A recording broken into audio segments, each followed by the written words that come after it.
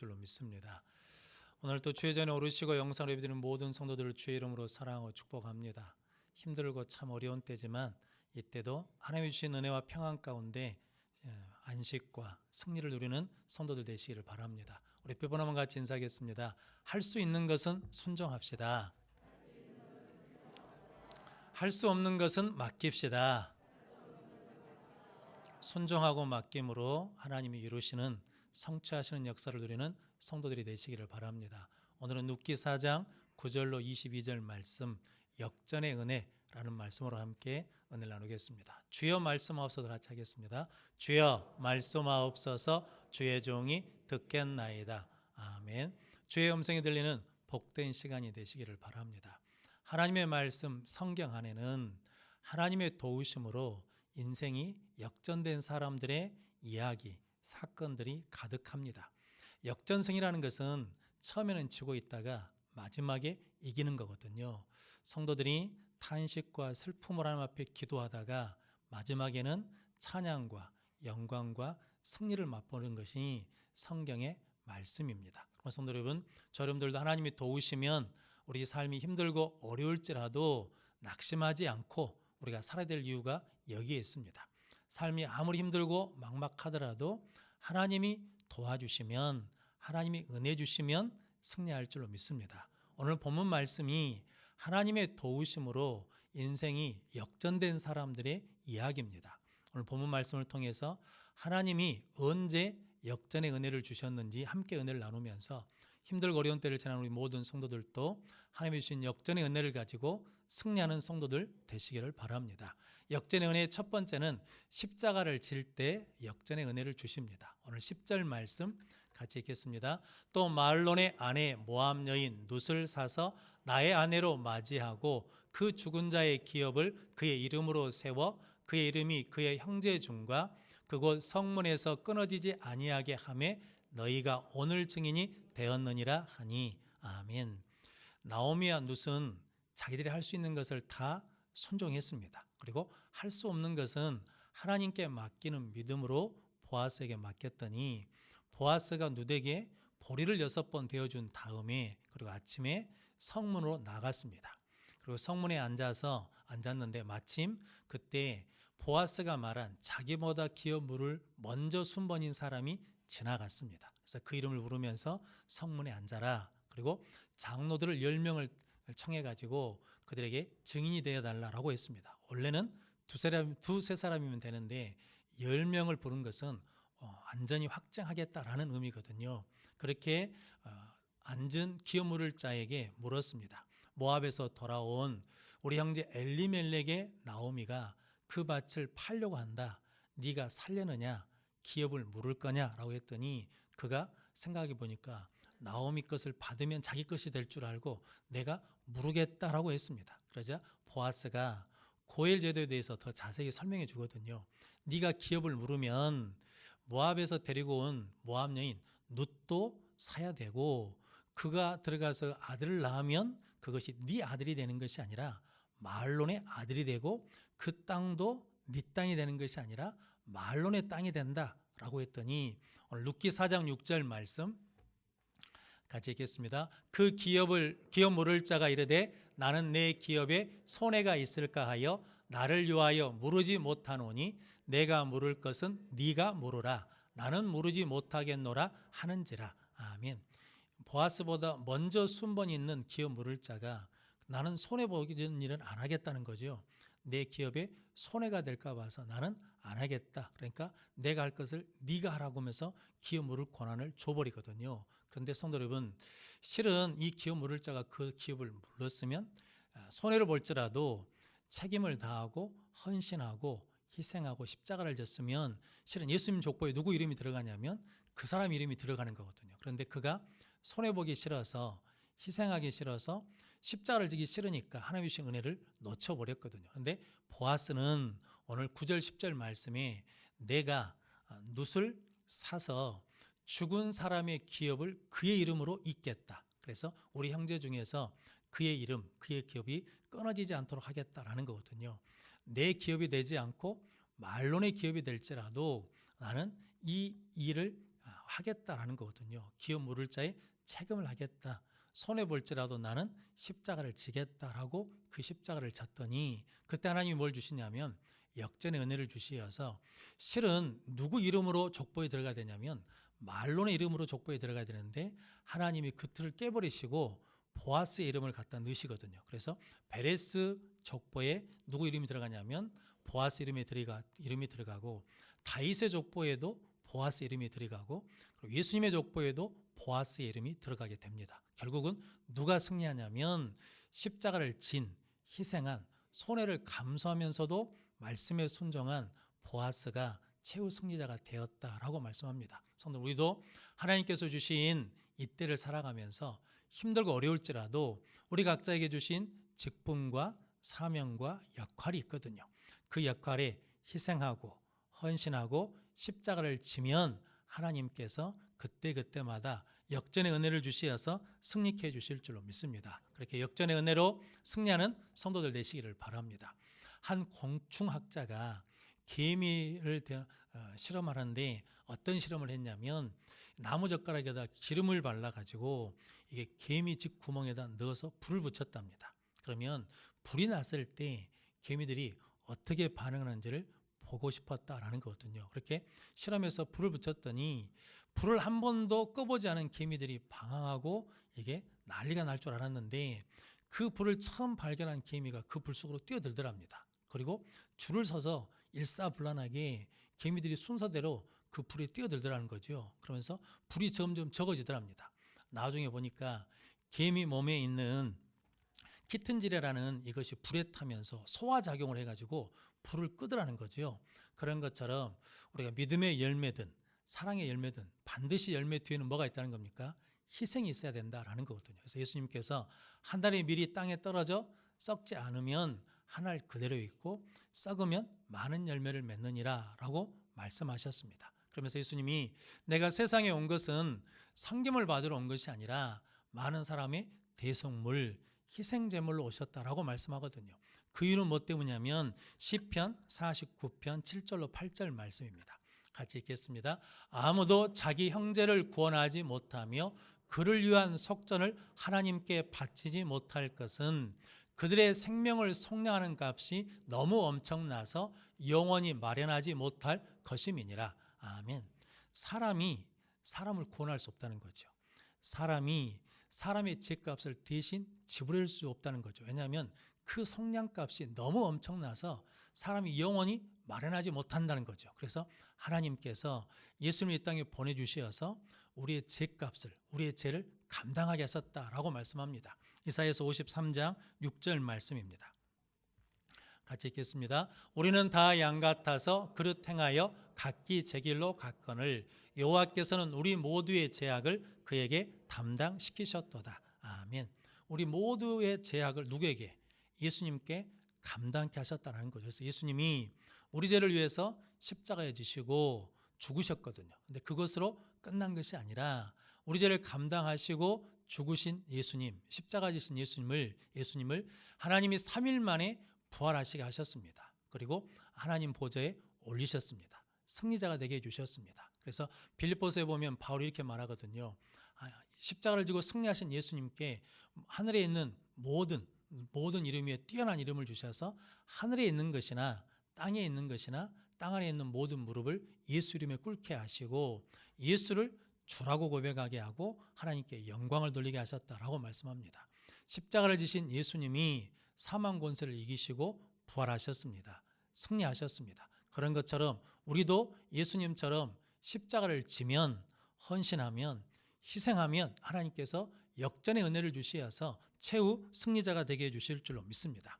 이 사실을 누구도 하냐면 마귀도 잘 압니다.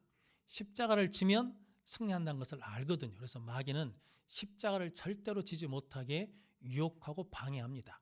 예수님이 십자가를 지실 때 사람들이 침을 뱉으면서 조롱하고 비웃었습니다. 그러면서 하나님의 아들이거든 십자가에서 내려와 바라는 거거든요. 그런데도 불구하고 그 모든 것을 다 감당하시면서 예수님이 십자가를 끝까지 지셨거든요. 그랬더니 십자가를 지고 죽으신 예수님을 하나님께서 3일 만에 죄와 사망의 권세를 이기시고 부활 승리케 해주셨습니다. 그럼 성도 여러분, 우리도 끝까지 십자가를 지면 우리가 맡은 사명과 직분을 잘 감당해내면 하나님께서 반드시 역전의 은혜를 주시어서 승리케 해주실 줄로 믿습니다. 그럼 복된 믿음의 성도들이 되시기를 바랍니다. 나오미와 룻은 값을 지불할 능력이 없거든요. 그래서 누가 지불해줘야 되냐면 기업 물을 자가 지불해줘야 되거든요. 그런데 첫 번째 기업 물을 자는 자기에게 뭐가 되니까, 손해가 되니까 안 하겠다는 거거든요. 그런데 룻기 4장에 수많은 이름이 나옵니다. 그런데 누구 이름은 나오지 않냐면 십자가 지지 않은 사람, 희생하지 않은 사람, 손해를 감수하지 않는 그 사람은 이름이 없습니다. 뭐라고 그러냐면 아무개라고 하거든요. 그런데 그 십자가를 감당한 사람, 손해를 보면서도 그 책임을 감당한 보아스에게는 무엇을 주셨냐면 예수님 족보에 들어가는 승리자로 삼아 주셨습니다. 그래서 보아스를 통해서 누가 왔냐면 오벳이 오고, 그리고 그를 통해서 누가 왔냐면 다윗이 오고, 영원한 승리자이신 예수 그리스도가 오셨습니다. 우리도 우리에게 맡긴 사명, 직분, 역할들이 다 있거든요. 그 역할을 위해서 끝까지 십자가를 지면 하나님께서 최후 승리자로 세워주실 줄로 믿습니다. 그 믿음으로 승리하는 우리 모든 성도들이 되시기를 바랍니다. 그래서 예수님께서는 마태복음 7장 13절 14절 말씀 같이 읽겠습니다.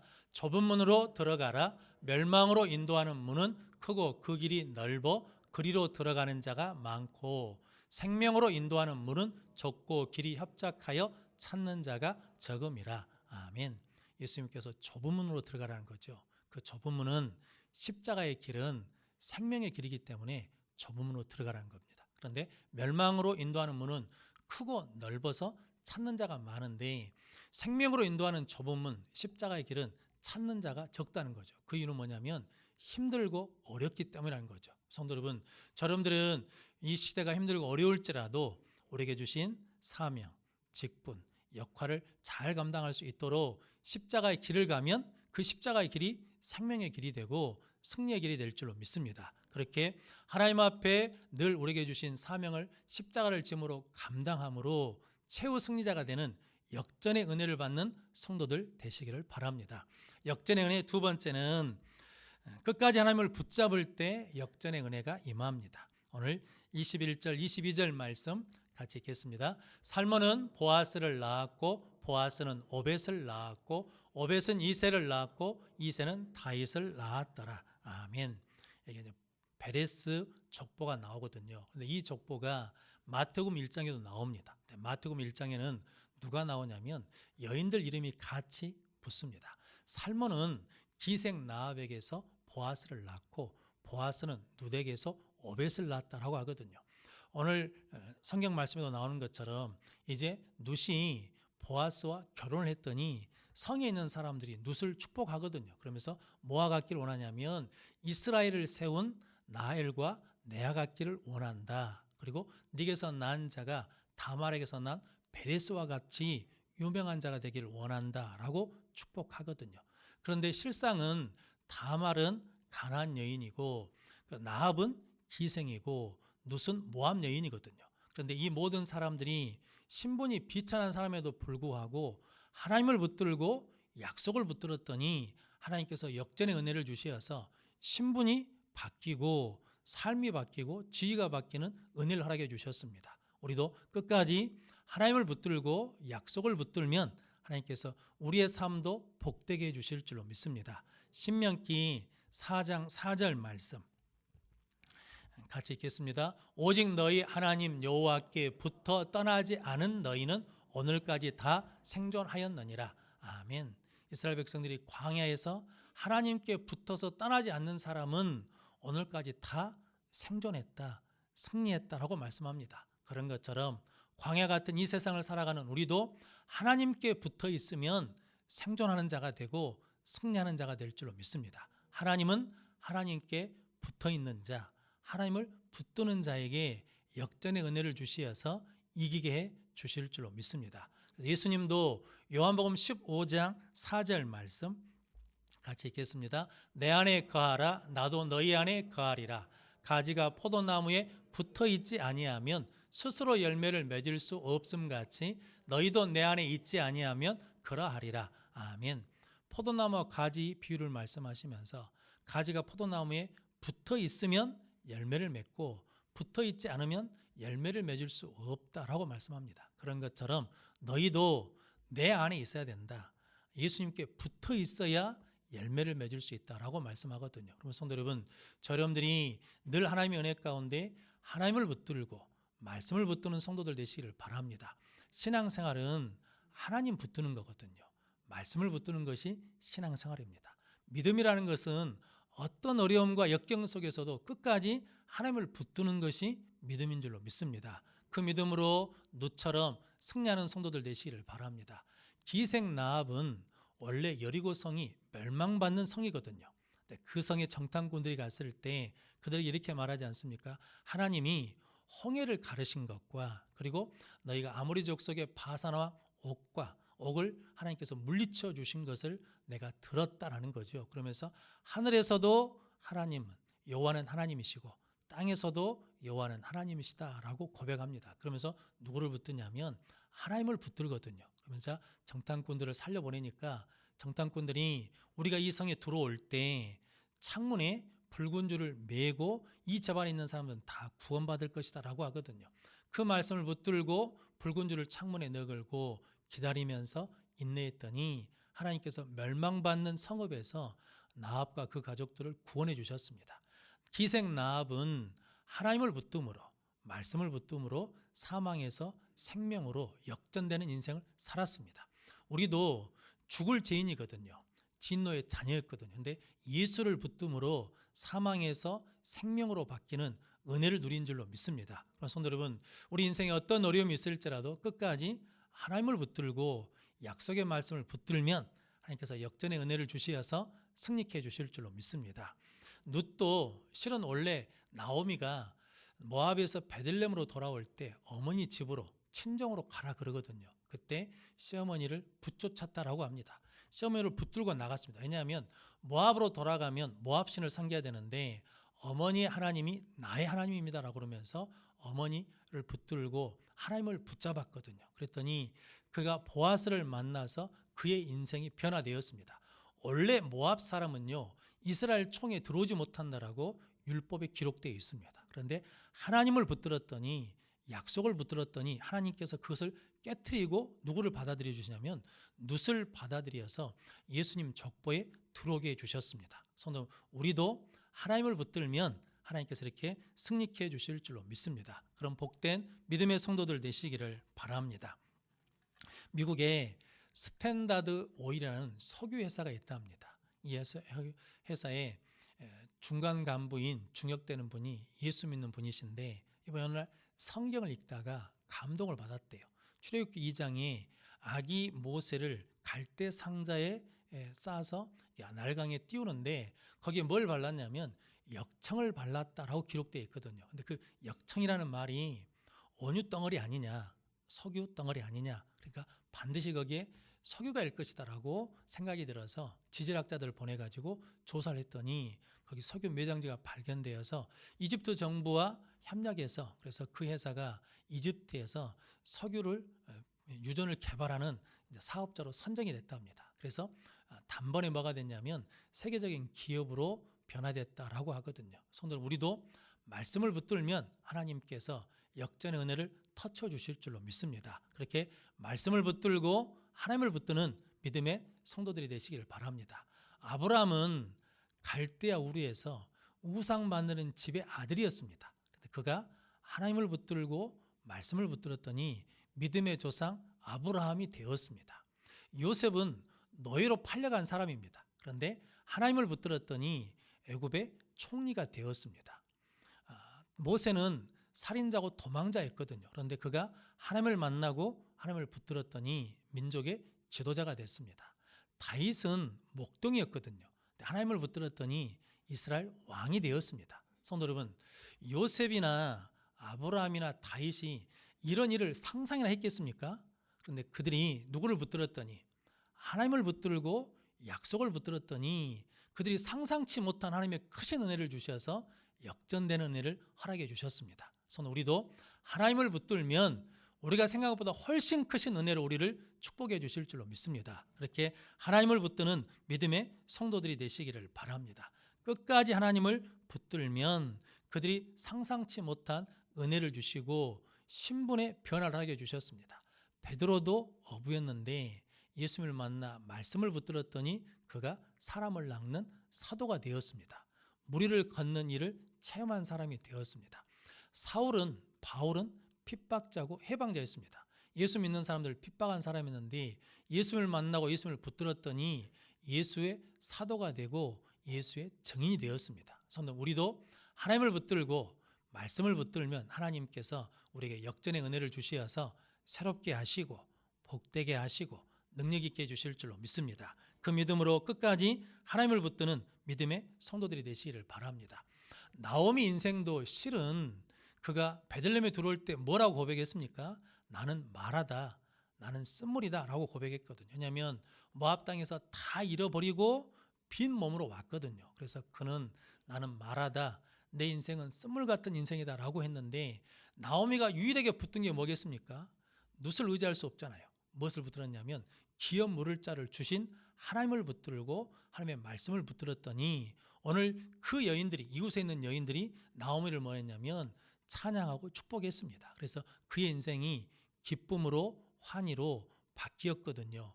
역전되게 되었습니다. 그래서 오늘 룻기 4장 17절 말씀 같이 읽겠습니다. 그의 이웃 여인들이 그에게 이름을 지어주되 나오미에게 아들이 태어났다 하여 그의 이름을 오벳이라 하였는데 그는 다윗의 아버지인 이새의 아버지였더라. 아멘.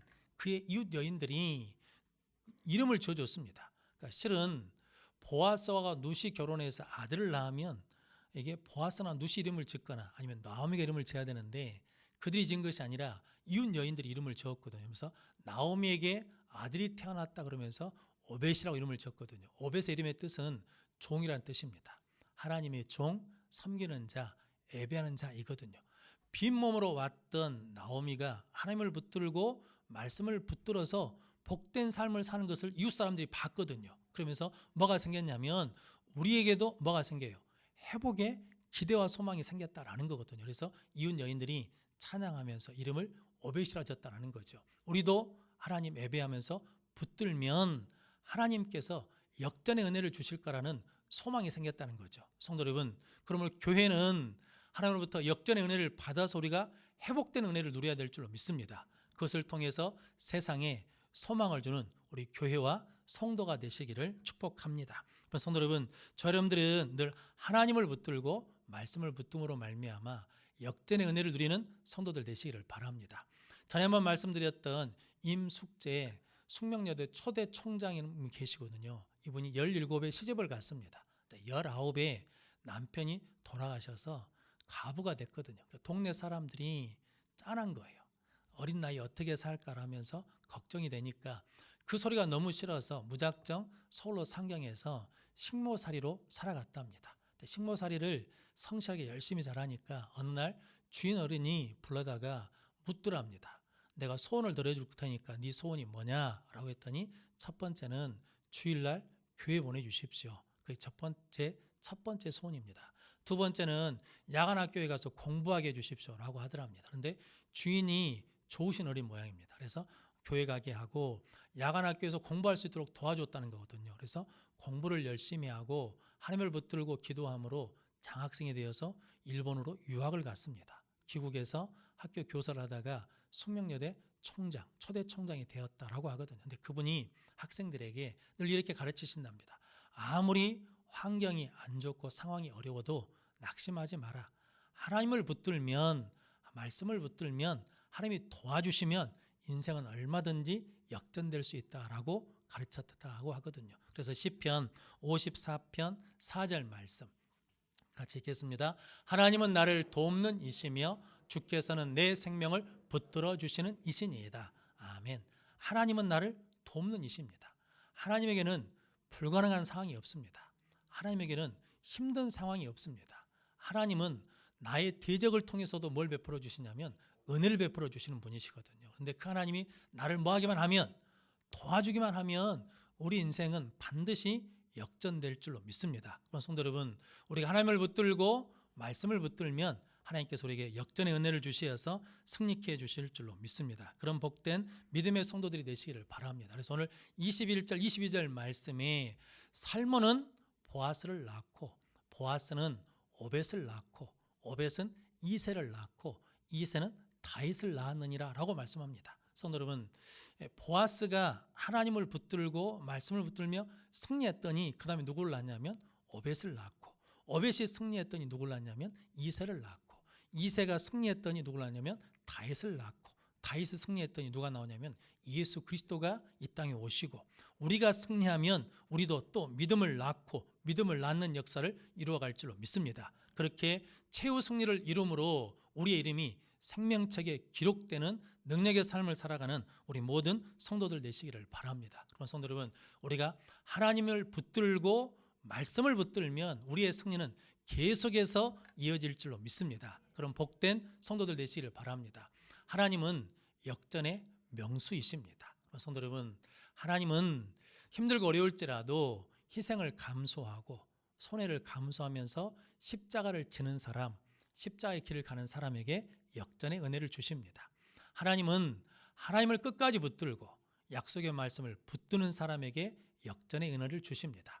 힘들고 어려운 때이지만 우리 모든 성도들이 이때 십자가의 길, 좁은 길을 가고 하나님을 붙듦으로 말미암아 주신 은혜, 역전의 은혜를 가지고 승리하고 회복함으로 말미암아 세상에 소망을 주는 최후 승리자들이 되시기를 주님의 이름으로 축원합니다.